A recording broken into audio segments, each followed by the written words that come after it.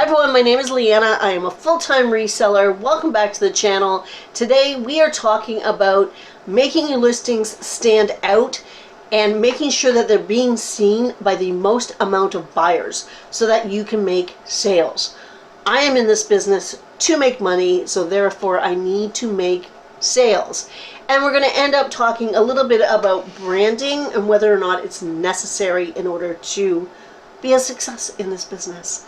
So if you like this kind of content, please give me a thumbs up. If you are not subscribed, please consider subscribing. I upload Mondays and Fridays and usually another time during the week. Anyway, let's get started. We're going to talk about standing out, getting your listing to go boom, here I am.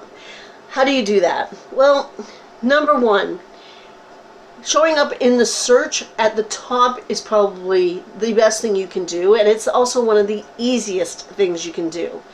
On Poshmark, you just share and share and share and share and then share some more, and chances of your listing being up near the top of the search are really good.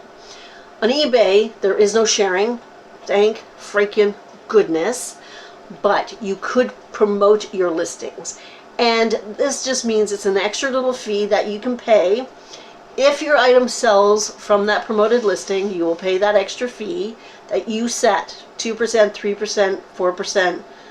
I don't know how far up it goes, but anyway. And that, in theory, makes your listings go closer to the top of the search. So a couple of things with that. Number one, you want to make sure that the fee is financially feasible for you. So if it's a lower value item, you might not want to pay a fee because it's extra added cost. If there are not a lot of listings for that item, if you do not have a lot of competition, then you probably don't need to be promoting as well. And keep in mind that apparently, and please, if I am not correct, let me know down below, Google does not like promoted listings, so they don't show up on Google so much. Okay, so that's showing up nearer to the top of the search. That's what you do. How can, when you show up in the search, how can you stand out? Well, first impressions, they count. So you want your cover photo to stand out from everybody else's. So of course you want clear, bright photos. You don't want dog hair all over your item. You don't want a lot of things, but you want to stand out. You want to be that little bit different, maybe. So there's a lot of ways you can do this. Some people, some people do elaborate flat lays. Some people do a front and a back view with a split screen. Some people will put the brand name up the side. And those are wonderful, beautiful photos. And there's pros and cons to each of them. They don't show up in Google as well, so be careful doing them if that's important to you. You need to, when you do an elaborate flat lay, some of them are gorgeous, right? Make sure that the item that you're selling is the one that is standing out. I know that I have seen a few where they've had a sweater, a pair of jeans, a pair of boots, and I'm like, what's for sale? You want your buyer to know what is for sale, like that, right away. So keep that in mind when you're doing elaborate flat lays. Excuse me. When I go in to do a comp search on an item, I always look at what's available as well as looking at the solds, because what's available is my competition. If everybody's using the same stock photo, which has happened, I sold this Free People dress quite a while ago, and every single listing was the same stock photo. Because, excuse me, this dress was really hard to photograph. It was a maxi dress. It was shapeless, and I just could not feel like I was having a hard time getting a nice picture for the cover photo. But every single listing was the same stock photo. So I still wanted to be different because really nothing, it's just like you're scrolling through a catalog almost. So I just cropped the stock photo a little bit differently, and it seemed to work because I did sell it. I don't use stock photos. I think I have 2 in my closet right now, and that's it. It's not my go-to thing. I don't actually agree with using it because it's intellectual property. There's a whole thing. I do have a video about that, and if I remember, I will link it up here. Anyway, you want to stand out. Your cover photo is the first impression. So you want to be eye-catching. You want somebody to go, oh, that's intriguing, whatever. You want to attract the buyer to your listing so you can sort of hook them in. You want to hook them in. That's what it is. So check out what's available. See if you can be a little bit different. But also check the solds, because you know what? If it ain't broke, don't fix it. And if a certain type of photo is what's selling at the highest price, use that photo. That's because, like I said, if it's not broken, don't fix it. So remember that. A lot of information in what's available listing and what's sold listings, not just what the price was that it sold for. Also, when you're doing the beforehand look, price competitively. So if you are in a situation where there's a lot of these items and everybody has it priced at $30, you know what, you could maybe price yours at $28. If you go too high above that, then people aren't going to want to buy it. And if you go too far below, people are going to be, what's wrong with this item? Red flags get raised all the time when you price something too low. So remember that. Okay. The next. So you hook them into your listing. They're reading your listing. Keywords in your title. Keywords that speak to the buyer. Not only will they help you end up in search, because that's what the buyer is searching for. Use words the buyers are going to use.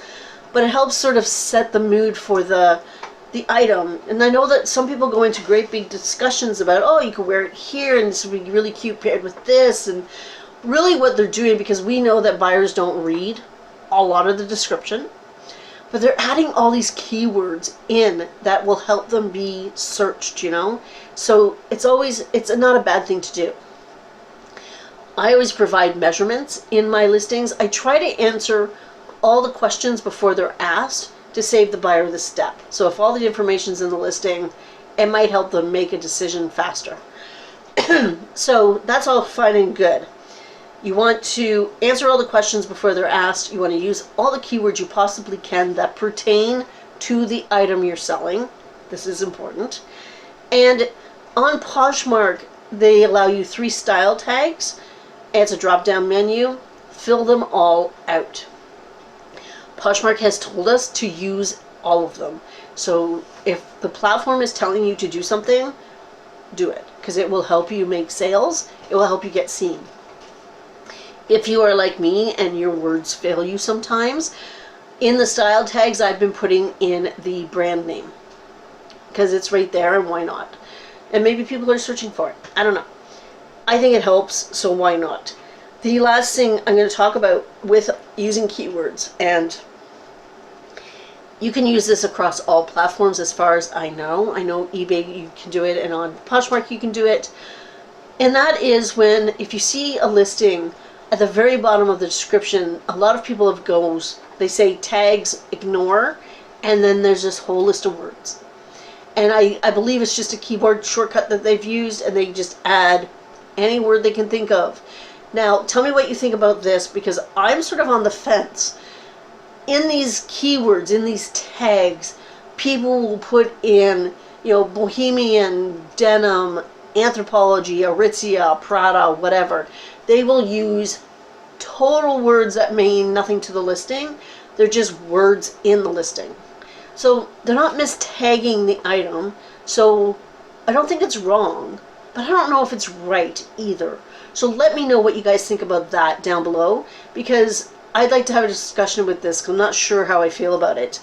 I am starting to use some tags just to see if it's going to boost my sales.